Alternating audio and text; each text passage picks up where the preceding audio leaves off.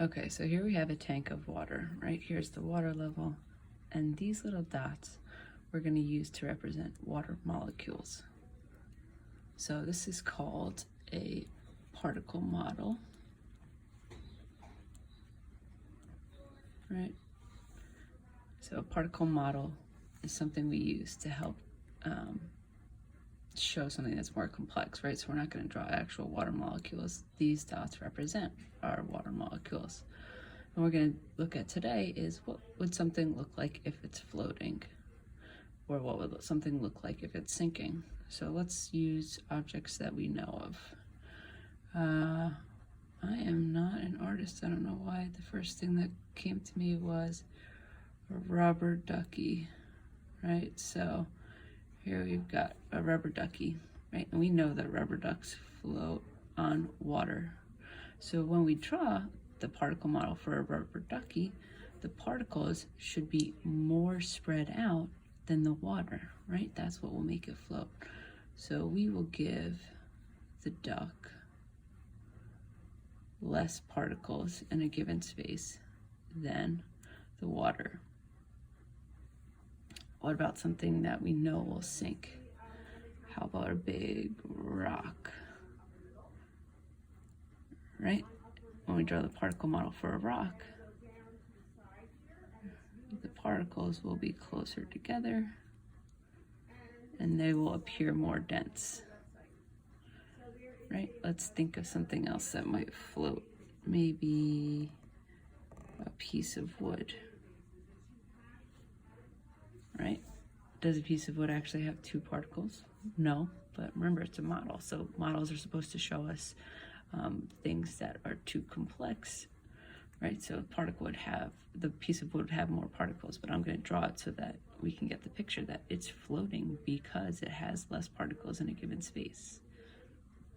What's something else that would sink?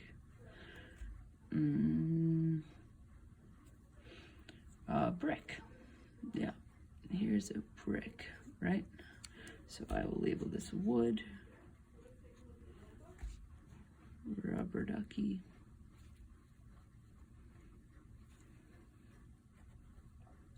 rock, brick, right? So when I'm drawing my brick, I want it to have more particles in a given space than the water.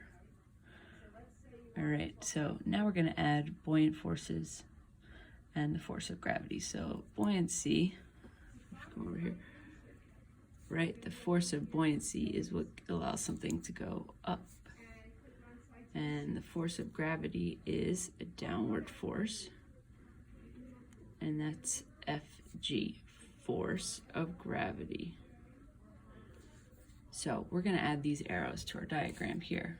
So which force is winning in the wood?